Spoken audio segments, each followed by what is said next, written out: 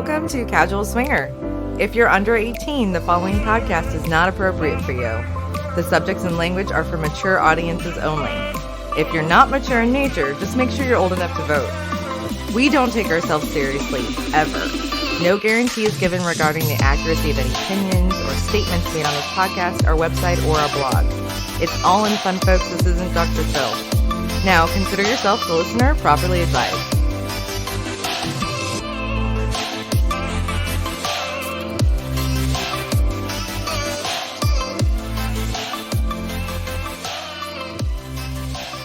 Hey everybody, and welcome back to another episode of Casual Swinger. My name's Mickey. And I'm Mallory. And we're talking FUD today. What the FUD? Right? Fear, uncertainty, and doubt. Yeah, that's a pretty strong acronym and some scary words in there. That's a nasty cocktail for the lifestyle. Yes, it is. So we're going to talk about that a little bit, and we're going to catch up with our friend Jeff James. What would Jeff do? Yes, This is WWJD, gonna be awesome. What would Jeff do? That's going to be our final segment of the day, but before we get into all that, maybe we tell people what we've been up to and what's going on and where we're going. Yeah, lots of irons in the fire lately, so this has been really exciting. I know we've talked a lot about the dates and the parties we're going to. I just want to stress the importance of putting yourself out there. I think fear is a paralyzer in so many ways, and we prevent ourselves from doing those things. And it's just been so positive in our lifestyle that I just want to encourage anyone out there, to just go for it. Put yourself out there. Don't be too scared to do so, because you could reap some really amazing benefit. Right. And so I think a really good example of that is, we've made some pretty cool friends here so far, and I think that's awesome. But, you're scrolling through SDC or SLS or Cassidy, and you see that profile of that couple, and you're like, wow, they seem really cool, or they seem really interesting, or maybe they're really attractive. And for whatever reason, you don't send the message. Maybe it's you're shy. Maybe you think they're out of your league, right? I think you should always send the message. Always send the message, and we can say from personal experience, right? We've sent the message, and it's worked out really well. It's worked out very, very well. So I'm pleased. So just to let you listeners know, we have our pom-poms out for you. Yeah, we do. Pull the Band-Aid off to it. So put yourself out there. But we're going to talk more about FUD here in a little bit. Yes. Let's talk about last night. Last night was wonderful. That was very impromptu and pretty amazing. Mickey and I had a last-minute date. We disconnected from our technologies, went out, had a very nice meal, were present, came home, had a music listening party, and I have to say that's one of my favorite fucking things to do.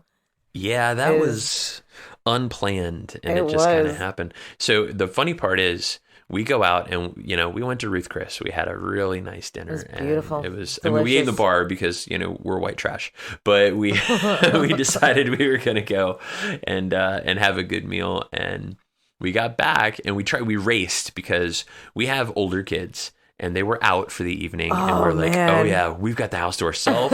This is going to happen. Brown chicken, brown cow, right? So we come racing home. We come roaring through the neighborhood like a bat out of hell. We go pull up in the driveway, and what do we see? Our fucking kids. Our fucking kids standing in the driveway. And don't get me wrong, I love them.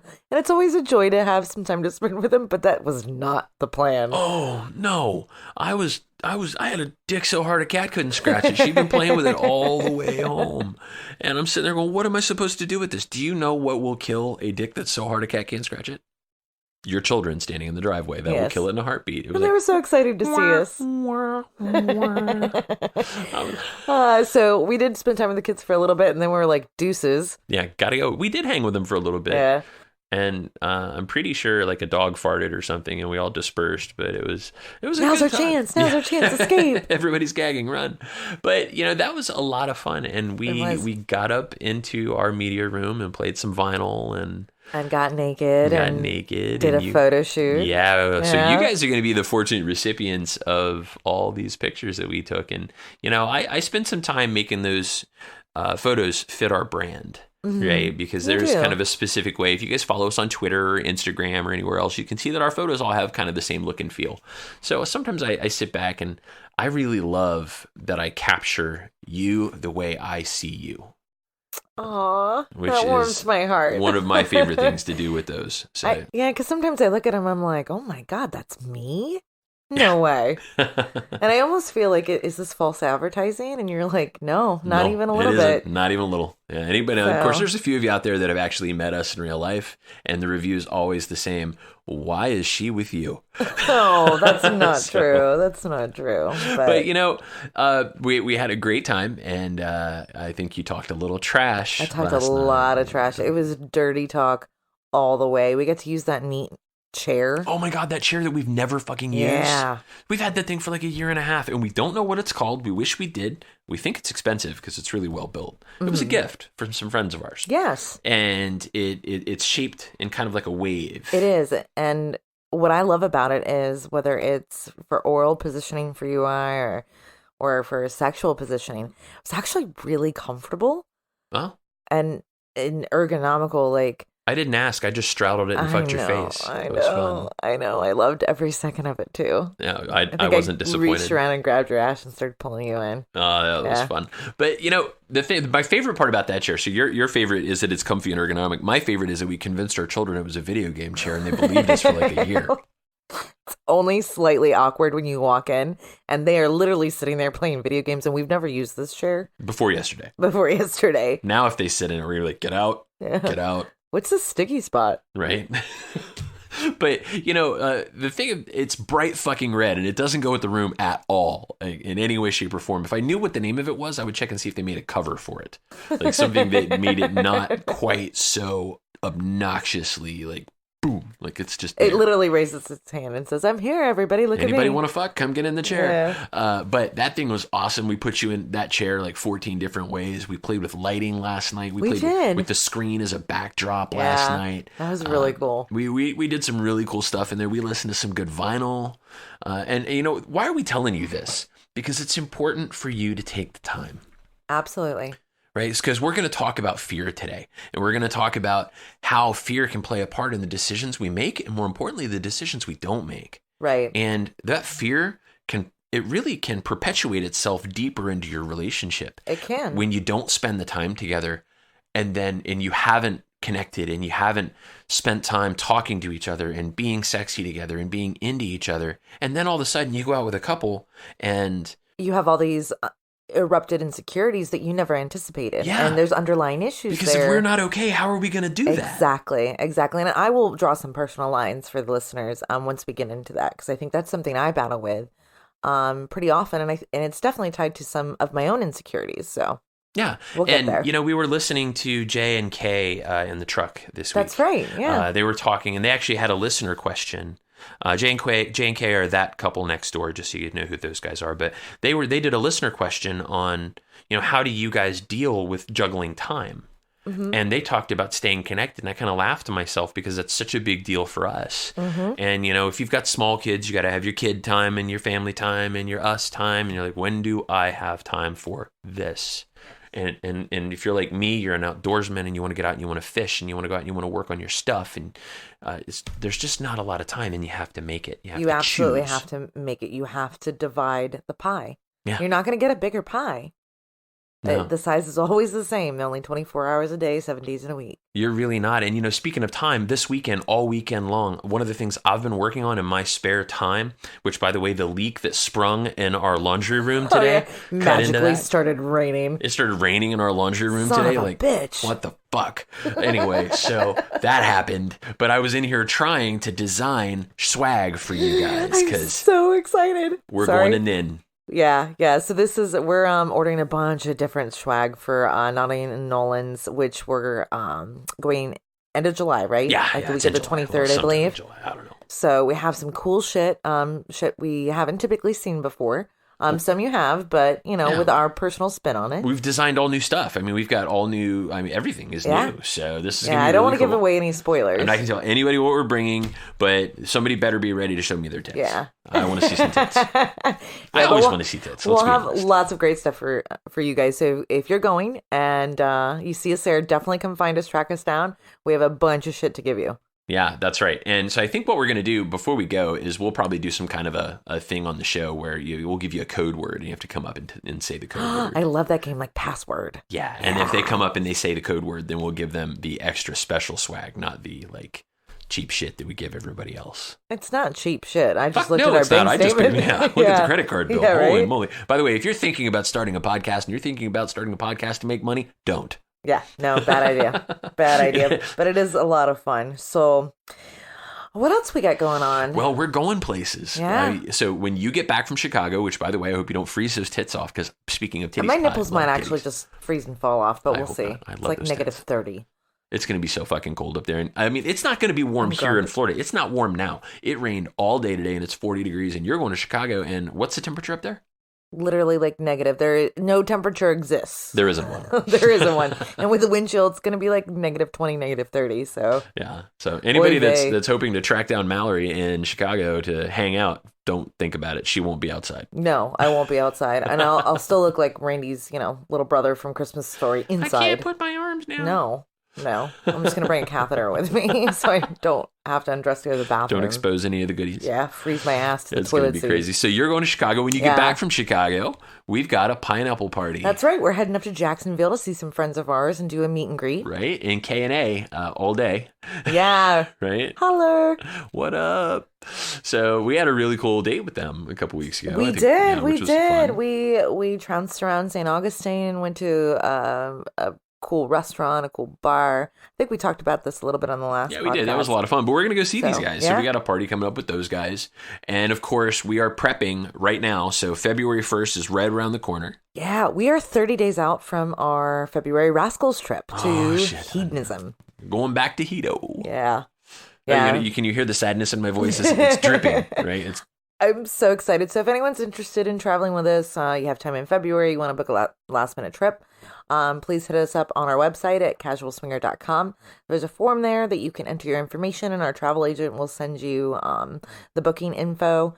We do not get paid for this. We just go, we host, we have a good time, and your information will not be sold to any respective third parties or any of that other bullshit. No, but I will probably send all of you dick pics just because, it's what I do.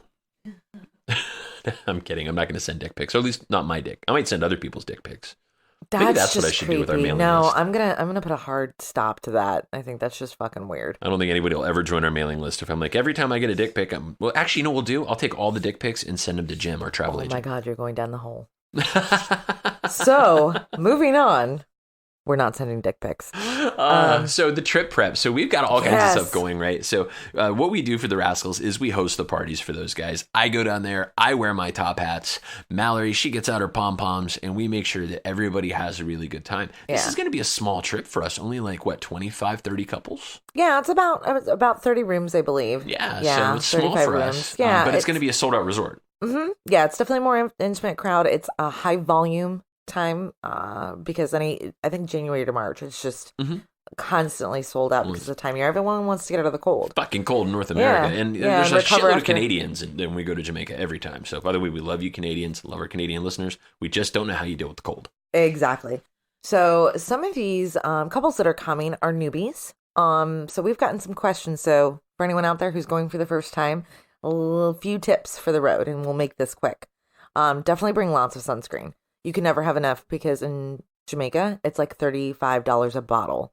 Don't put it on your penis, though. So, no, you'll look like a leatherback turtle. Yeah, it shrivels. And I highly recommend pre-tanning that your bum because I never fails every trip we go there. We find a newbie who has a baboon ass. I love the big red baboon ass, though. That's pretty funny. It's hilarious, but it is painful. And then it itches, and then it peels, and then...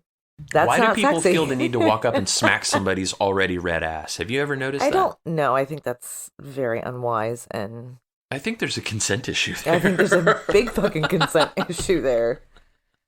Yeah, not happening. But make sure you bring a go bag. Ooh, let's talk about go bag. Oh, I love go bag. So go bag is my go-to bag for my sex toy and sexual activity needs. This is typically something that's easily carried around. So it's not a huge backpack. But it's not like a tiny little clutch. It's somewhere in the middle. And I prefer to bring my waterproof bag because in Jamaica, you get a lot of like down, pours in the afternoon. And I don't always keep toys in there that are like waterproof. They may be water resistant, not waterproof, and maybe I have something else in there like a cover up or something I don't want to get wet. So I highly recommend those, and you can find them pretty cheaply on Amazon. Oh, yeah, like the waterproof beach bag kind of thing? Yes. And I actually bought the zipper one that has the lock with a folding Velcro side just for my go bag to put inside the other one. So, like, it's a double protection thing.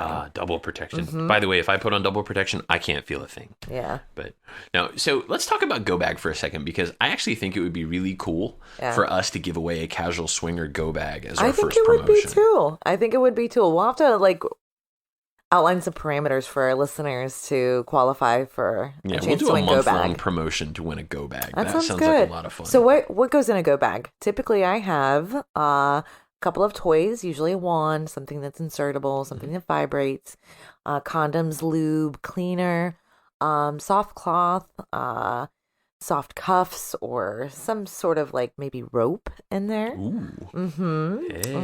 I've had floggers in there before. What else do we usually put in go bag? Cock rings. Definitely cock rings. A little cock ring action in there is pretty cool. How about a towel for cleanup? Yes. Yeah. Or wet wipes? Absolutely. Those are handy. Yeah, I really do love the cleaners that are the multi-purpose wipes that you can get in like the packets that come like 14 to 20 in a box. Those are super handy to have versus like a spray bottle that you carry around. Oh, very much so. Well, and definitely if you're going to be in an environment where maybe toys are going to be shared. So that's really a big deal. And something about extra condoms for toys. Well, yeah, condoms for toys is a big deal. If you plan on sharing toys, condoms are a great thing. But the other thing about condoms is it's important to have multiple sizes. It is. You don't know what you're going to run into. Well, multiple textures, because not everyone can use latex. That's true too. So it's so go bag can get really big really fast. So we're gonna have to decide what goes in that casual swinger go bag. But so go bag, and then of course beach go bag. Yes. Perfect. But what else should they bring to Hedo with them? Definitely bring Lysol, even though we know we don't get sick from the AC like we all want to believe. It's still a good idea. You're traveling in an aircraft, which is a germ cesspool. Yeah, right. And you're also in a third world country, so it really doesn't hurt, I can say this. I've been to Hedo a bunch of times, and I always sprayed down my AC with Lysol. The last time we went, we didn't do it, and I was sick as a damn dog. Okay, so we can do it for good measure. So my superstition has been offended, and it hurt me. I'm still pained by it. So with our group, we send out cups and we do like a cup decorating contest, but it's always good to bring an extra cup, whether that's stainless steel or like plastic Bubba cups or whatever it is. Insulated mugs. Yes, because then you have a larger cup to bring around with you that stays cold longer, and a secondary one, right? Yeah. But also reusable straws. They've done away with the plastic straws, which I think is great. It's better for the environment. So definitely bring up a reusable straw with you. I'm just going to ignore your comment. Something about those cups. So the other good reason you should bring a cup with you is the cups that they give you at the resort. First of all, they're not insulated. But second of all, they're tiny. They're like shot glasses. There's these tiny little glasses. And I want to carry around 200 ounces of my favorite beverage so I don't have to go back to the bar. So it's like I go in and get my 5-gallon bucket of, dirty banana. And when you have that moment of sanity where you're like, I should drink some water at some point, then it kind of forces you to drink the whole cup. And it's because it's larger, you're able to actually rehydrate yourself. Yeah, we should probably be clear. Mallory has the moment of sanity and says, Mickey should drink some water, or he's going to be a drunken mess on the side of the pool and waving his dick at people. But okay, that may have happened. So yeah, we're going to Hedo. We're going to have a good time. We'll talk about it a little bit more. We've got an episode coming up that we actually recorded the interviews for last November. Yeah. We've been recording some follow-ups intermittently, and I'm really excited about this because I know we talk about it so much on this podcast, but hedonism has such an interesting history, and it's touched so many people and changed their lives. Very much so. In so many ways. So I believe we'll be releasing the living history of hedonism sometime around or while we're in Jamaica in February. Yeah, that's the plan. So we've got some great interviews. We're not going to tell you with who, but we've got some great interviews with some really influential people in Hedo's history. And we found a guy who went to Hedo back when it was Negril Beach Village 38 years ago. Yeah. So we got a great interview with him. We actually got 2 interviews with him, so we got to find a way to kind of consolidate that down, but it's going to be a lot of fun, and we're going to release that either right before or while we're there. But without further ado, let's get to FUD and what the FUD. But we're going to do that after a short, quick break. So Mallory, why don't you tell everybody how they can find us, and we'll be right back. All right, guys, we're Casual Swinger. You can find us as Casual Swinger anywhere. That is Twitter, Facebook, Instagram, SDC, SLS, and Cassidy.com. Please look for us on our website at casualswinger.com, and feel free to send us your feedback, questions, and commentary at podcast@casualswinger.com. Thanks, guys, and we'll be right back.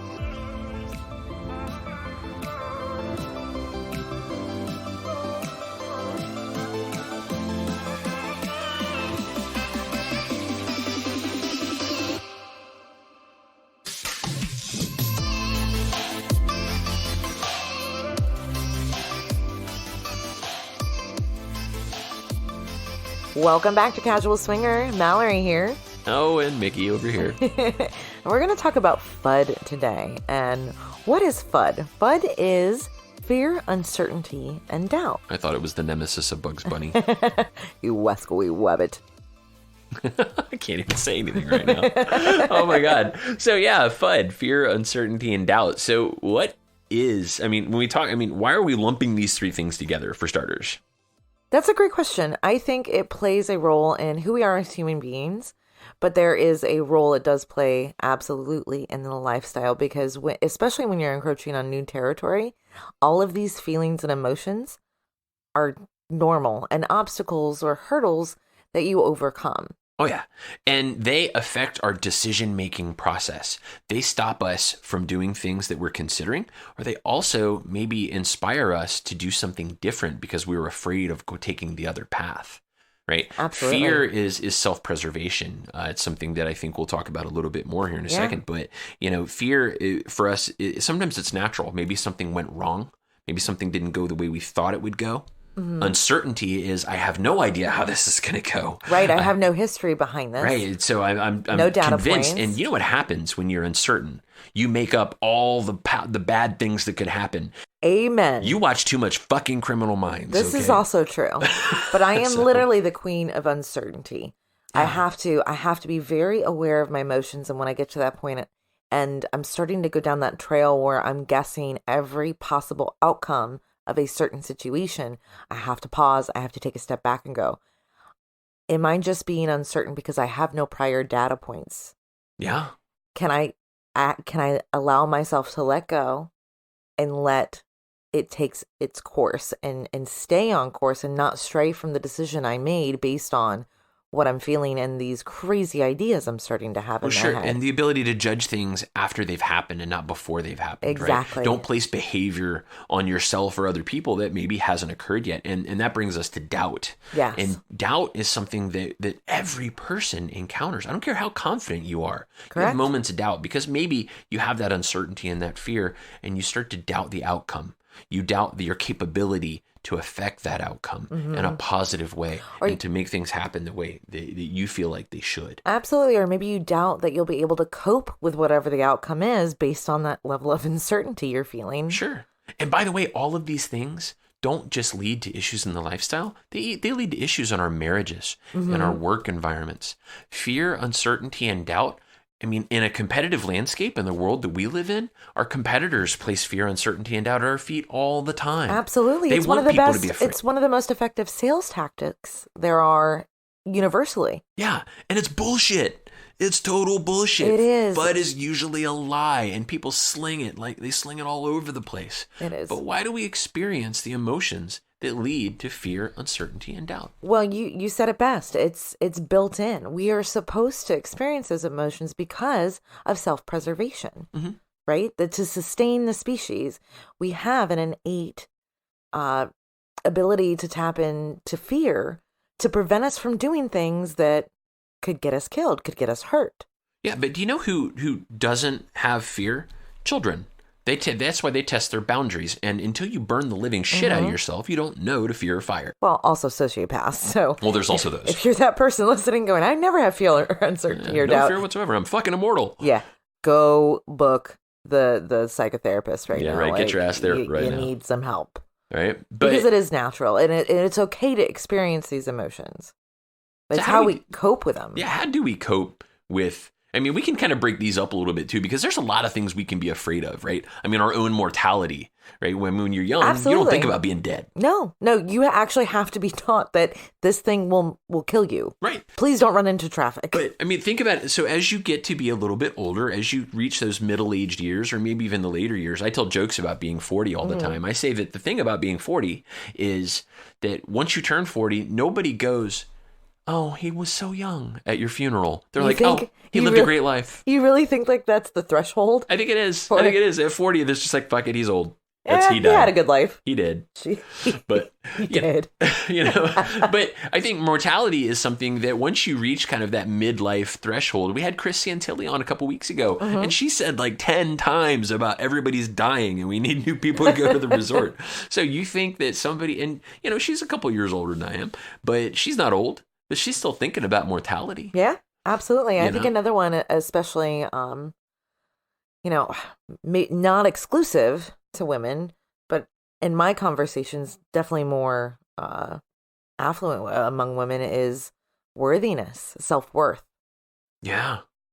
Yeah. Well, and to what is that worth derived from?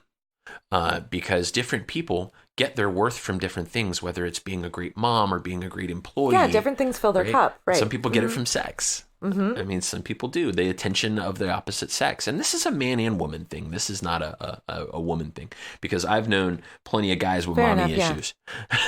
So, I mean, it definitely happens.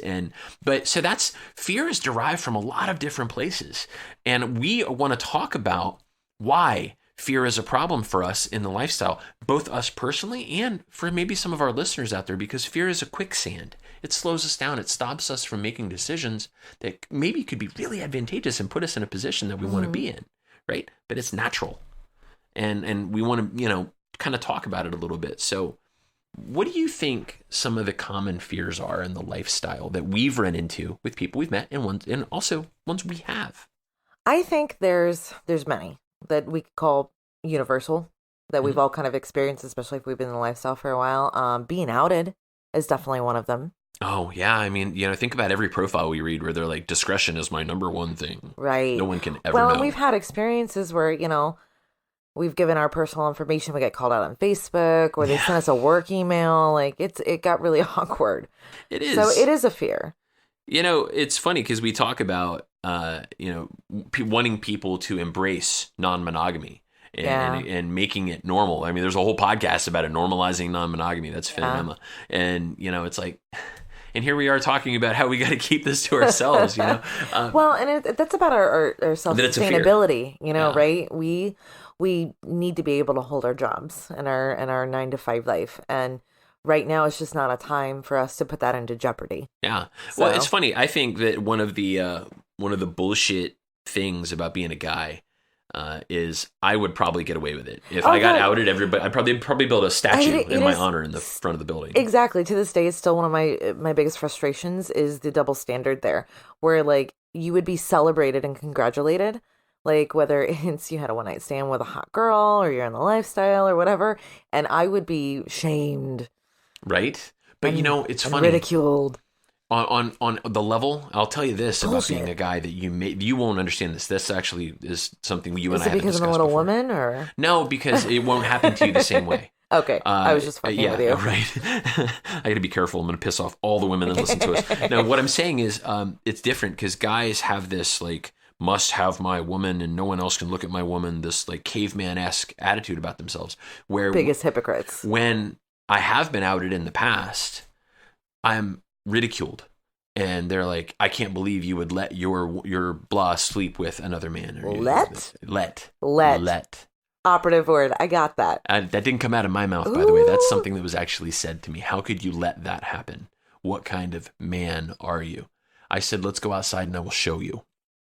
Right on. That was my response. Good for you. But, because now I want to kick ass. Right? Yeah, you're of their fist Say balled that up. in front of me, motherfucker. How dare you? But think about I'm that. kidding. Think about how that inspires fear. Yeah, it does inspire uncertainty and doubt. Like, I can't get outed because what kind of trouble is this going to cause me? Am I going to get kicked off my softball team because the guys don't respect me anymore? Yeah, and that falls into line of what other people think of us. What's somebody else's perspective based on, X, Y, or Z, these choices I've made in my life or how I live my life. Sure. Or who I am as a person.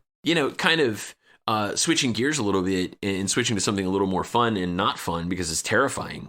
And literally, we're beyond fear. We're beyond uncertainty. We're beyond doubt. We're on straight up fucking terror. Okay. Performance anxiety.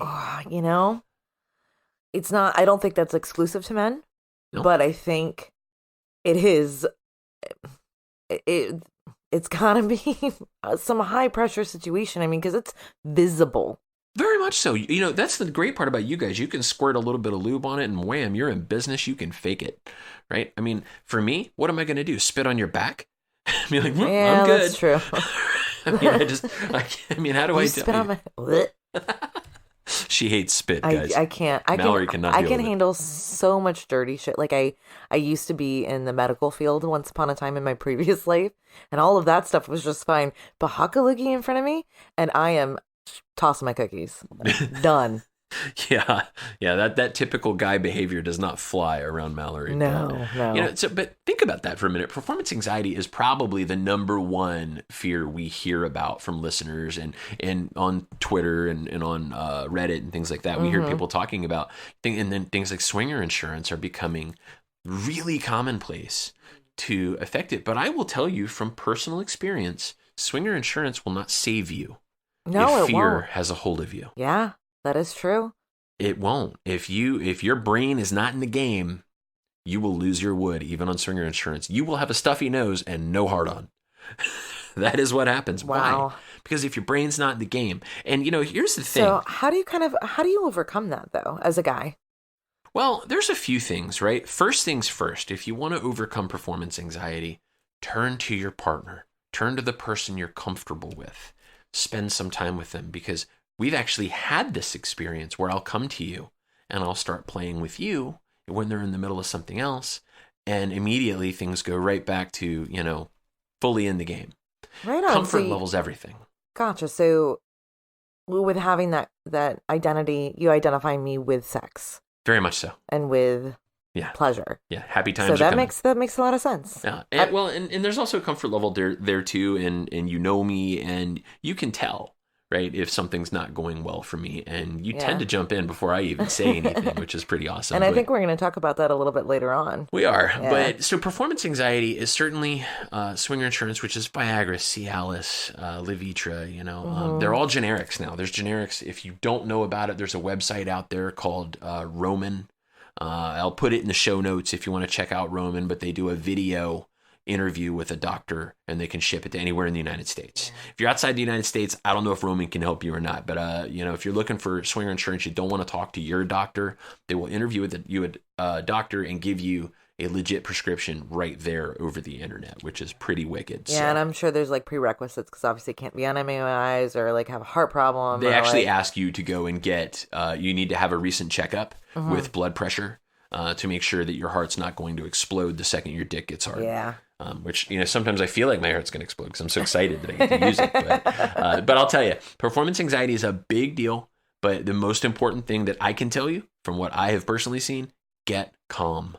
The more anxious you get about it, the more worried you get about it, the worse it's going to get. Oh, yeah, it'll snowball. Yes, the worse it's going to get. That's how anxiety works in general, so that makes a lot of sense. So I suggest spending the time. And by the way, you have a tongue, you have fingers, you have eyes, you have lips. Use all of your tools. I thought we were going to start singing a toddler song there, right. Head, shoulders, knees, and toes. I had no idea where you were going with that. Pussy, lips, ass, and tits. All right. No, listen, you've got lots of ways to please that girl. So if your one-eyed viper lets you down, by all means, find another way. Get to work. Get to work. Don't be scared. Put your back into it. But what's worse than losing it? Oh, man, for me personally, it's rejection. Ooh. What if I'm not good enough? What if I'm not their type? What if there's something about me that just... That's a big fear. It's huge. It's huge. And that's deep-rooted inside of my own insecurities in it, it'll pop its ugly head up. But rejection isn't just, I mean, because rejection can happen at a lot of levels. Sure, it can happen in your work life, Mm-hmm. you know, your personal life and the lifestyle. It can happen anywhere. And so our fear of rejection creates uncertainty. It creates doubt because we go, well, they haven't gotten back to me yet. They haven't responded. It's been a week and they must not like me. I must not be good enough. I must not be attractive. And so that is what social on, different web platforms. It's also in dating. Mm-hmm. Maybe like you go out and you have some fun Mm-hmm. and maybe they don't get back to you. Mm-hmm. Maybe they don't call you in the morning. They don't respect you the next day. Yeah. That sucks. Never happened to you. That's not true. I'm sure somebody didn't call me after. There's no chance. They called you and said, please, please, please. I think it was just traumatic for me, and then I put it out of my mind. I won't identify anyone. Well, that's happened to me. God damn it. But how about rejection during sex? Like maybe... maybe you just don't mesh. Yeah. And the chemistry's not there. Like something's off. As a guy, that's something we think about. Like, is she going to be like, look, this just isn't working for me?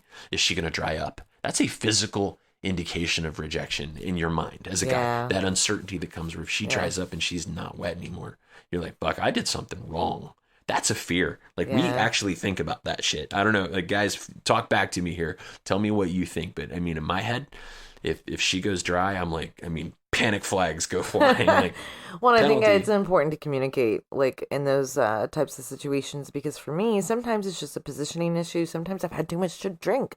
Sometimes I haven't had enough water. I get pretty wet down there. I'm not a squirter, but after long sessions, it does dehydrate me.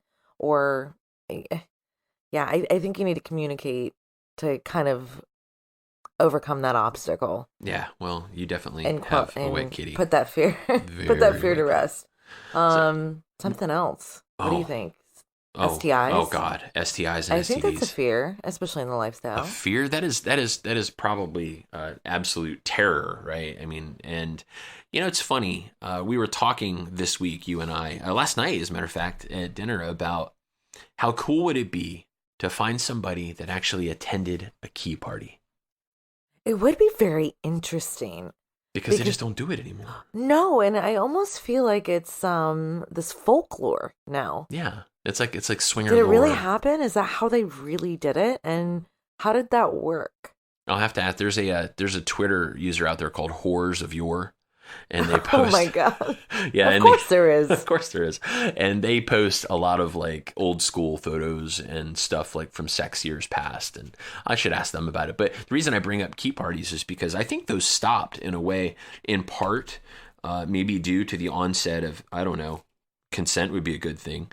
But the other thing is STIs and STDs. I mean, we're a lot more aware of them today. Yeah. We were just talking about this the other day, that culture of like the flower children in the 70s swinging and Studio 54 in the early 80s. And then AIDS epidemic hit and we didn't know what it was. And it ensued panic. And I mean, it was identified as a homosexual issue. Yeah. Right? Like, only gay men get this. Wrong. Yeah. Incorrect. Yeah. Incorrect, folks. Everyone is potentially exposed. Yeah, that's Jen A from Forrest Gump, by the way. Maybe that was an effect. Yeah, well, it really dramatically affected, I think, the way people interact, and I think it's hilarious that even to this day, people talk about condoms are a must. No shit, like why? You don't have to tell us. Yeah. Like, it probably shouldn't be a thing, like DDF, drug and disease free, which, by the way, we're going to talk about that one of these days. We're going to do our kind of swingtionary, but drug and disease free. I should fucking hope so. Yeah. Because if you have something, you should be telling your partners before they're your partners. Yes. Let them make that decision for themselves, even with a condom. Yeah. But STIs are a terrible, terrible, terrible fear. And that is a legit fear. That is not uncertainty. That is not doubt. It is something you should be concerned about. Matter of fact, Cooper from On the Swing Set says he assumes that everybody has an STI when he plays with them. He just plays like he knows they have one. Uh-huh. That is how he keeps himself safe. I mean, I personally find it a little extreme, but I think it's genius. I think it's genius. Unless you're practicing abstinence, which I would never succeed at. Fuck not no. in a million years. Mm-mm. But Use a hoe. I think if you are going for optimal safety in these environments, then yeah, that's a genius idea. Yeah, I think it's I love dead it. on. What about physical safety? Oh, well, if you're a hot wife, that is something that, which, that's something I have concerns about. I mean, I think, if I'm meeting someone for the first time and I'm alone, or, I'm always concerned about where are we going? Mm-hmm. Is this a public place? Is it in an, what part of town is it in? How far from home will I be?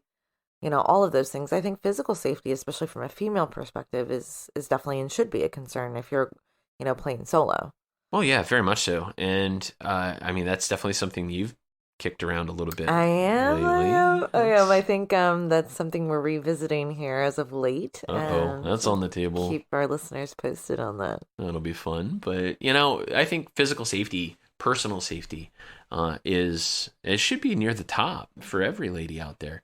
And I mean, that's probably a good part of why they want to stay in the presence of their partner. But when you do get into that hot wife scene, is it appreciably different, though, than being a single lady and going out and dating? No, I don't think so. It's been so long. I mean, we've been together 12 years, so I haven't really had the opportunity to revisit that dating, like, as a single woman. Yeah. We've done a little bit of the hot wifing thing on this end, but there's also been an established comfort level prior, or you've been local. So, no, I'm definitely approaching this currently as a single girl. And I think that, I'd be interested to hear what our listeners have to say on that one. Yeah. If they've been a single true. female before and then also done the hot wife thing, is it different? I don't think it is. I think I think looking out for your own ass is number one. And that is important, right? Trust isn't implicit. No, it's earned. Yeah, it's earned. And so I think that is a big deal. What about pregnancy as a fear? I think it should be a legitimate fear. I mean, there's, people who play unprotected, and maybe there's an established comfort level again. But if, you're still in that, physical state where it's a potential, male or female, should definitely be a concern. Something. I think it's a very real concern. Matter of fact, there was a Reddit post today that somebody asked. They said, "What in the world do you do if you get knocked out by somebody that's not your husband?" Oh shit! Call Jerry Springer, see if he'll come out of retirement. We did a lie detector, and you are not the father. Yeah. Neither is he. She is a hoe. No. Yeah, that's crazy to think about. And does it I'm happen? Sure it's happened. Absolutely happens. I guarantee you it happens. It's a terrible, not to us. We're cool.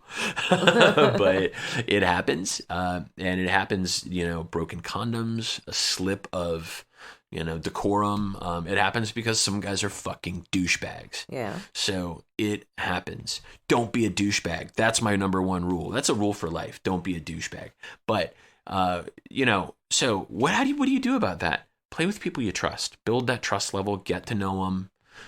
Make sure take precautions. Be safe. Yeah. Be safe. Take precaution. Yeah. And by be safe, I mean, your comfort zone. And fear and uncertainty and doubt do contribute to a personal comfort zone.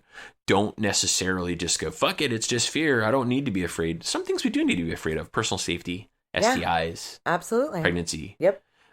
Acknowledge them, but don't make them the center of your universe, right?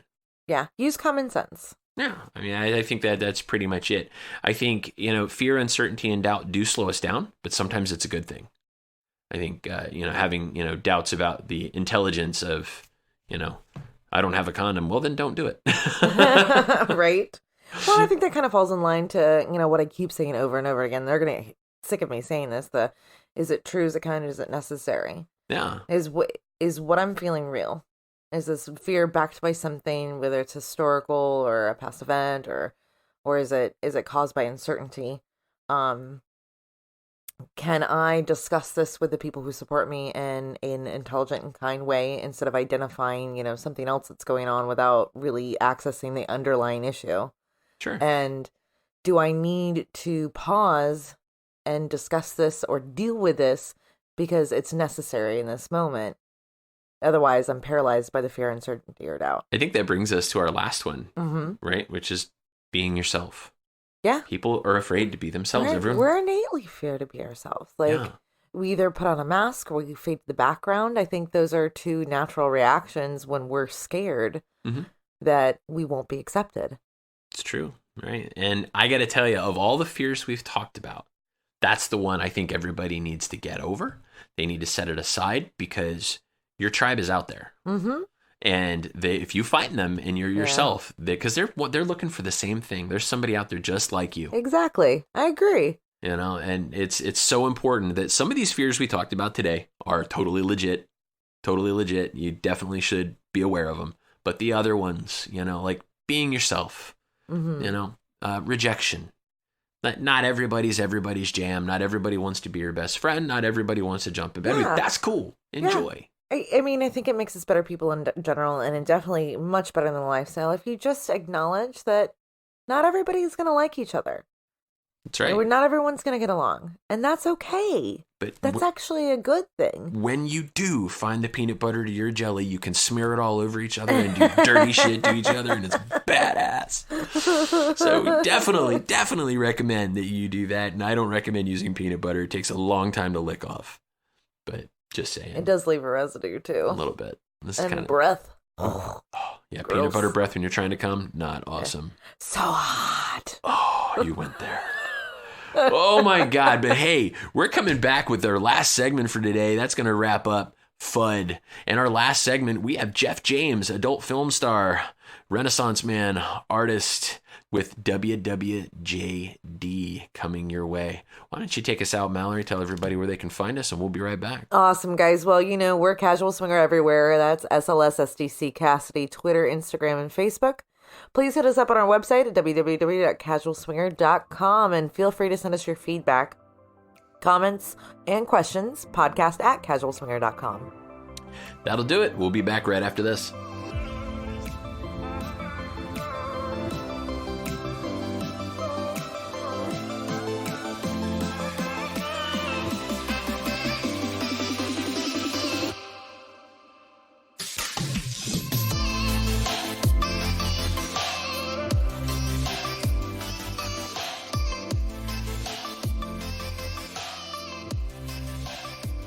Hey everybody, welcome back to Casual Swinger. I'm Mickey. I'm Mallory. And we have a special guest for you today. It's one of our favorites. We have Jeff James with us for a little segment we call What Would Jeff Do? WWJD.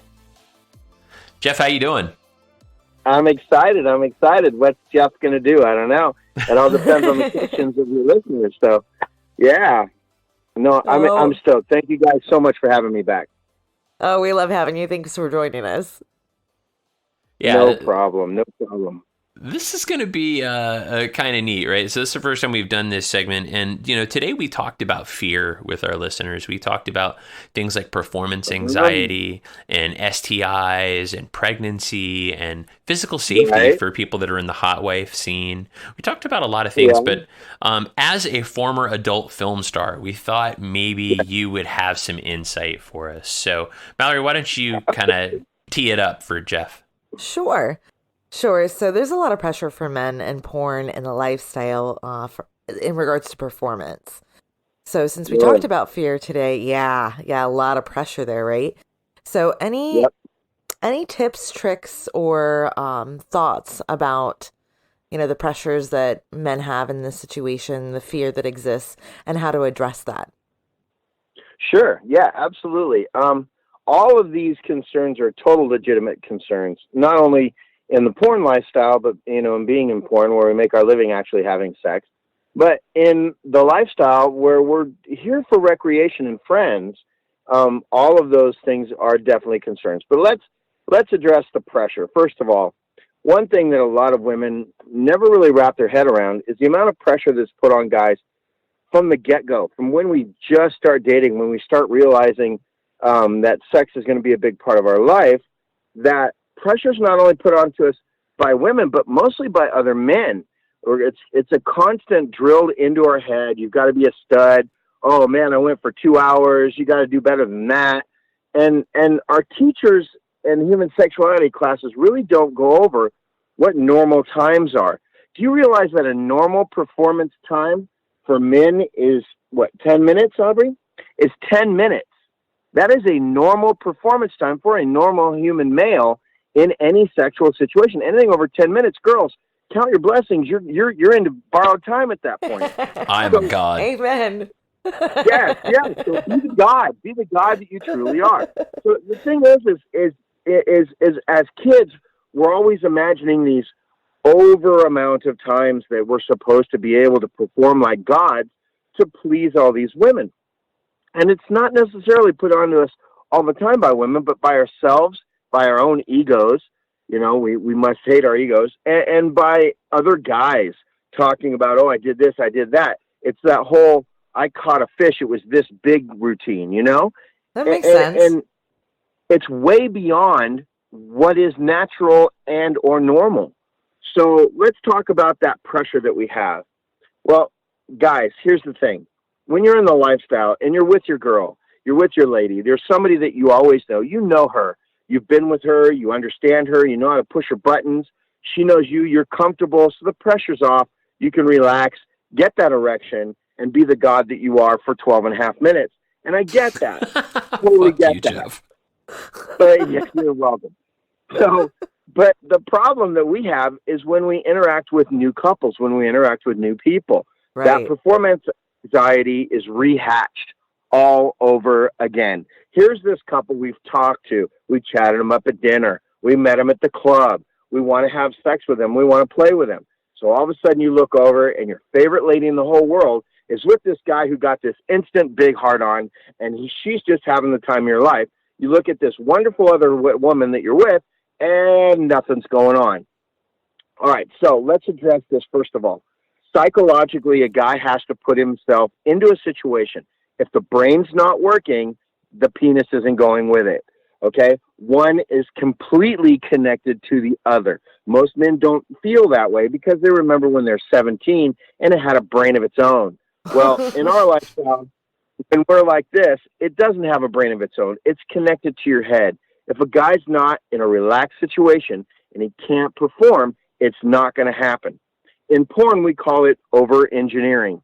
You're over-engineering and overthinking an erection.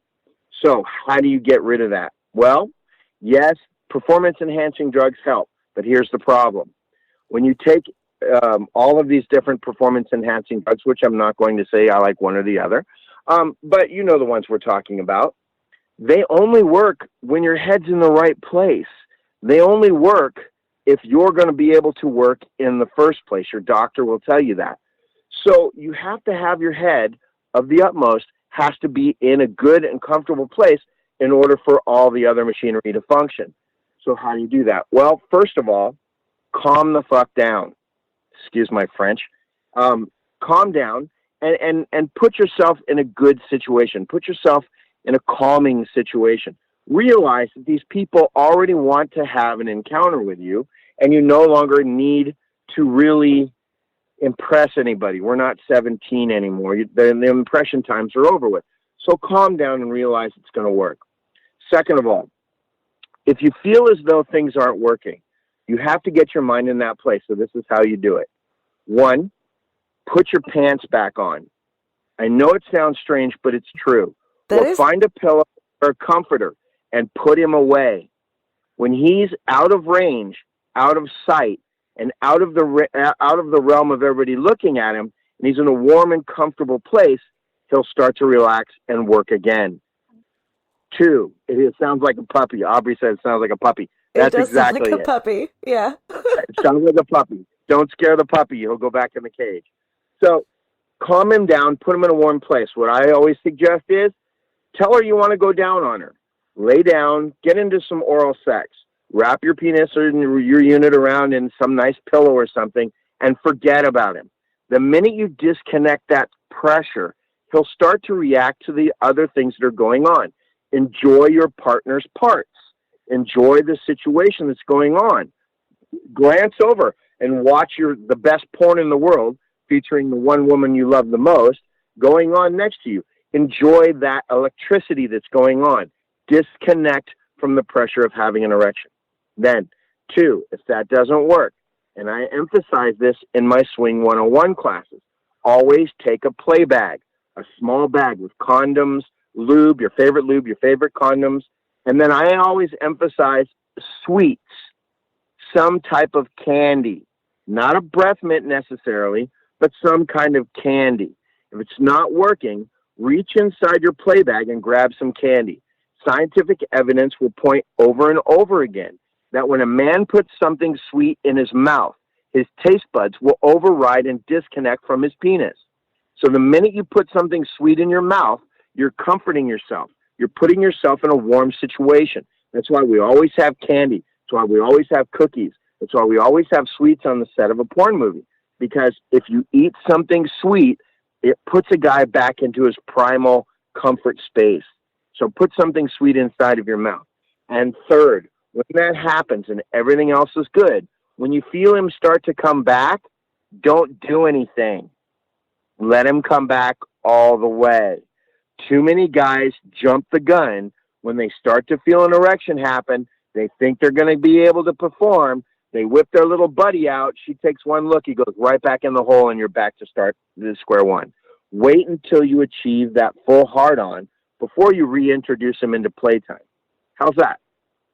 That's fantastic. That's fucking awesome. So eat more sweets, get more pussy. I didn't think about that because when you eat sugar, you release like the dopamine and like all those positive like receptors start firing. So I never thought of it that way. But it does kind of make sense. True. And it will disconnect the guy's pressure from thinking of having his brain connected to his penis, over-engineering it. Because the more you think about it, the less it's going to happen. The more you stress about it, the less it's going to happen. So the less you think about it, all of a sudden it just happens automatically by itself. And if you did take any of those performance-enhancing drugs, that's when they're going to come in and help out a little bit to get that diamond cutter so you can be the stud you are for your 12 and a half minutes. I love that you just called it a diamond cutter. That's perfect. Yeah. Yeah, we call them that in porn. It's a diamond cutter. They can just slice through diamonds. Well, I mean, obviously you heard it here, folks. That's how you unfuck yourself, because in reality, you're really fucking yourself. And I think all of us guys know that. We've had it happen. If you say it's never happened to you at all, you're probably a liar. Everybody's had a struggle at some point. And we all have. Honestly, it's insurmountable for most of us because we don't know what to do. It gets in your headspace, and then it just gets worse. And then panic ensues. Yeah, panic sets in, fear sets in, uncertainty sets in. You start to doubt yourself, and next thing you know, you're jerking on a gummy worm by yourself in the corner, pissed off while everybody else is having a great time. That's no fun. You've changed that vibe, and you don't want to do that. Nah, that's no good. So tell me this. You were around before what we call swinger insurance or those performance-enhancing drugs. What did guys do before swinger insurance? I mean, what did you guys do back in the day? So, back in the day when dinosaurs roamed the earth, all of us Cro-Magnon men who came out of caves making sure that we could get an erection, sugar was a big deal. My favorite was Snickers bar. And I hate to say brand Central, but I do endorse that brand. One, it fills my stomach up so I don't have to worry about being hungry. Two, it stays with me for a long time. I'm going to need some sugar for about an hour and a half, 2 hours. I need to get through this. I need that sugar high. Three, it gives me the chocolate that I need to make me feel good, about what I'm doing. For me, it was always that. Or chocolate chip cookies. Chocolate chip cookies were good. Peanut butter and jelly sandwich is my go-to. Right, Aubrey? 2 a day. 2 a day. She's a happy girl. Yep, 2 a day. Does that mean you give her 13 minutes of hot loving? Yeah, about 13 to 14 and a half minutes, yeah. It keeps her going for a while. But I do love having comfort food. If you feel as though you're going to be in a situation, whether you're going to an all-inclusive Jamaican resort, or whether you're going to your favorite club, or whether you're going someplace over to a house party, and you feel as though something's going to happen and you're going to try, may I suggest a couple of things? One, never, ever go into a party with the premonition of X, Y, or Z happening. When you have that anticipation of full swap, if you have that anticipation of a blowjob, you're already, like you said, you're already making it bad and then making it hard for yourself. Walk into a party, walk into a place like that with the anticipation of, I'm just going to have a good time. And let it sneak up on you. Let it surprise you. Let that become spur of the moment. The erection is much easier. And two, yep. When you do this, make sure you have your comfort food available somehow. Stop at the AMP. Do you think drinking to excess is something that, or a mistake that people make when they're nervous? Yeah, I can say certain things on this, right? You can say anything you want, brother. Okay, anything. Okay, good. All right, good. Alcohol's a dick killer. Yeah, when they say whiskey dick, they mean it. Yeah, whiskey dick is something, but alcohol, and some guys are like, well, I don't drink whiskey, so I don't have to worry about it. No, here's the thing. If you're making your brain fuzzy, you can't concentrate on your performance. You can't perform the best to your ability. And the fuzzier your brain gets, the more your dick's just not going to work. So alcohol is a dick killer. If you want to drink, go ahead. Have something to eat with it. Yeah, drink water. Hydrate. Pace yourself. If you feel like you're going to perform. And now that I have the most beautiful woman in the world as part of my life, and Aubrey is my soulmate, I don't have to worry about it. But as a single guy in the lifestyle, I used to tell people all the time, they would say, how come you get to play so much? And I would say, I don't drink. So when at the end of the night, when you're drunk as heck and you've had too much and your wife is ready and you're not, I am. So you're just the last man standing. That's the secret to your success. Bingo. I'm the vulture on the tree branch waiting for you to drop. That is fantastic. So that wraps up, talking about what Jeff would do and how to overcome performance anxiety, which is a huge fear for guys in the lifestyle. But I got a couple of things here. This is our first time having Jeff back, right, Mallory? Yes, it is. It's our first time having Jeff back since we had him on a few weeks ago, and we're so glad to have he and Aubrey here. They just released their personal art pages. So anybody that wants to go track these guys down, and I'll give you 2 seconds to tell people what your art's all about, but that's No Frame of Reference on Instagram and on Facebook. And that's hashtag No Frame of Reference on all one word, Instagram, all one word. But tell us what your art's all about real quick. Thank you very much. Well, Aubrey and I are both artists, and we love to paint. We love to draw. We illustrate. Not only are we body painters, and love to paint your bodies and love to paint you when you're around, but we also like to dabble in oil paintings and illustrations. So we want to put these things out there. I myself have been painting all my life, and I was so afraid of putting my art out there because it's such a personal thing. But Aubrey is my muse. She's my everything. And she has told me countless times to put my stuff out there. So we've taken that step. And we put it out there. We put No Frame of Reference because we didn't want to have a title that would confine us to a certain genre of art, that we wanted to paint pictures of Dracula and pictures of flowers with no frame of reference. Aubrey came up with the name, and it sticks, and it's perfect. But right now, I'm working on 2 separate series. One, stories that frighten kids, like Bloody Mary and the Lady in White, and fairy tale things that would scare us as kids. I'm actually illustrating them and putting them out. And I'm working on a series of oil paintings that are some of the most haunted objects in the world. Not only are we ghost chasers, Aubrey and I are into the science of ghost chasing, so we've taken that and put it in our art. And I have an oil painting series. I'm going to be releasing 5. I think there's 2 or 3 on the series now of oil paintings of some of the most haunted and some of the most scariest objects in the world that have just haunted people through the time. So go to No Frame of Reference. You can see these things. Follow us on Facebook, follow us on Instagram, and you'll see all these new illustrations coming up. And we're also giving people a chance, if you don't want to buy the originals, that we'll make prints for you, and you can actually purchase prints of the series and buy those prints at $20 each, and we'll send you the series. All of them autographed and numbered. So each one is a limited edition, so get them while you can. That is awesome. Badass.